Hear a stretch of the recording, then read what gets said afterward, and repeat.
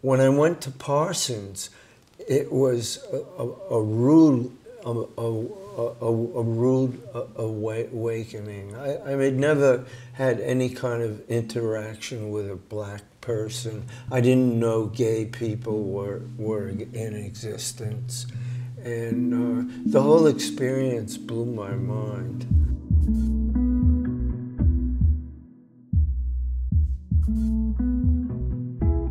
We were in a world that immediately felt much more interesting and much more edgy than the one we'd been used to. And it was my introduction to Greenwich Village. And it was like having a taste of blood. And I knew then that that's where everything I was interested in was happening.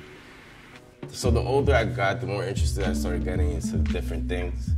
You know, started meeting different people. That's another thing in Washington Heights, there's just Spanish people. So when you start meeting different kind of people, you know, some people get attracted, some people are very defensive, you know, like they're close to their territory, they're not trying to go anywhere else. But I don't know, when I just started hanging out with different people, I wanted to know, I wanted to get into it. So I started wandering off into different parts, little barrio, Harlem, downtown, which is the craziest part, like Greenwich Village, the East Side, LES, where all the Boricuas are at.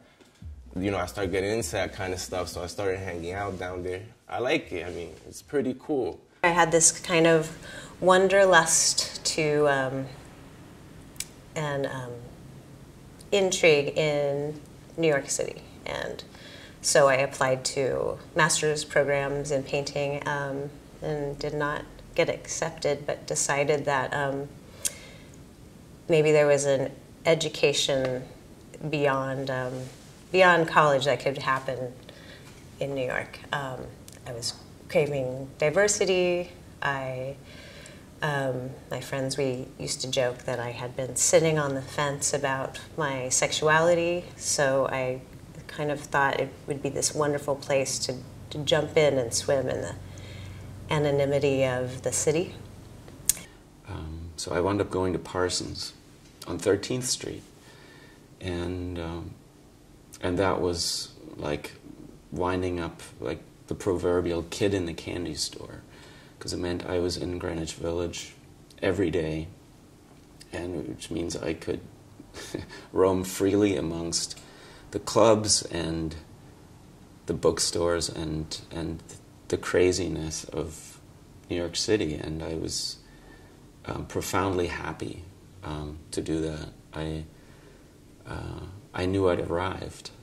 There was no other place I wanted to be at that time in my life. There's no other place I felt like could hold a candle to downtown Manhattan. And I spent the next 4 years there going to school. But really, my education was the city more than the school ever was. Not to belittle my education, but everything that I needed to learn about the human character, I learned simply from being in the city. And I enjoyed that immensely. New York City, in and of itself, has been the ultimate challenge, and basically, like Tillman said, finding your own space, but also having the confidence and the self-love to not go with the flow. Because the pace in New York is so quick and so... It's really harsh, actually, I will be perfectly honest. New York is a very harsh place, and people have their own sense of the sidewalk, and they're like, get the fuck out of my way, and this is mine, and blah, blah, blah. But although when you ask a New Yorker for directions, they're pretty fucking friendly. But just the general gist of it is a little harsh. And so I feel like New York is a challenge in that it's really forcing me to create my own boundaries and to stand up for myself and kind of honor my sense of saying, like, no, fuck you. And, like, you know, just, like, in a way, not being the nice blonde chick, being like, hey, like, this is my shit and I need this. Standing up for what I need. And also just, like I said, not going with the flow. Most people talk about how difficult New York City is. And while I would have to agree that it can be difficult walking across the street because you have to deal with people from New Jersey that think they can turn right on a red. It can be, and it's very competitive, and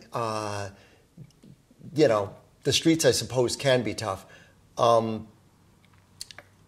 For me, it's the easiest place to live I've ever lived. It's full of diversity. It's full of really cool people. And the competition, I feel, just keeps me stronger. It makes me strong. It makes me realize that unless I keep my act together, I'm not going to be photographing for money anymore or doing video for money. And if I stop doing that, I'm not quite sure how I'll live. So it keeps me sharp. I absolutely love the competition, love the people that I meet, love the people from all different cultures. It's a place that's so alive and is the opposite of hard. I was also once really excited, trusting, happy to be anywhere, human being. And I think I'm still that person, just a lot less. And not in a bad way, I'm just, I don't know, I've kind of seen a lot more since then, so I don't know, I'm not as excited about most things, which is natural. But yeah, I was just a very fresh person from a far country moving to New York, and now I'm something else. I mean, when you used to see people on the TV or when people telling you or when they tell you they from in the United States, I mean, you always think that it's somewhere you come in and then you're gonna get rich. And I can tell you that when I came in here that the reality, I mean, looked different to me. And